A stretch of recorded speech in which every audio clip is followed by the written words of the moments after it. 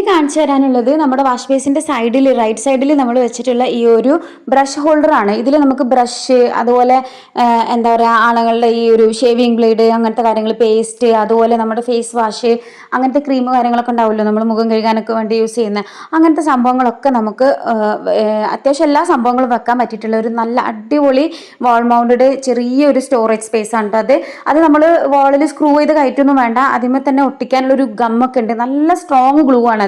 അത് ജസ്റ്റ് ആ സ്റ്റിക്കർ വരച്ചിട്ട് ഒട്ടിച്ച് കഴിഞ്ഞാൽ നമുക്ക് നല്ല സുഖമായിട്ട്, ഇപ്പോൾ ഞങ്ങളിപ്പോൾ ഒരു 1.5 വർഷമായിട്ട് ഞങ്ങളിത് യൂസ് ചെയ്യുന്നുണ്ട്. നമുക്ക് കഴുകി വൃത്തിയാക്കണമെങ്കിൽ അതിന്മേൽ നമുക്കിങ്ങനെ ഊരിയെടുത്തിട്ട് നമുക്കത് കഴുകി വൃത്തിയാക്കി വീണ്ടും അതിന്മേൽ തന്നെ ഫിറ്റ് ചെയ്ത് കൊടുക്കാനും പറ്റും. നല്ല അടിപൊളി സാധനമാണ് കേട്ടോ.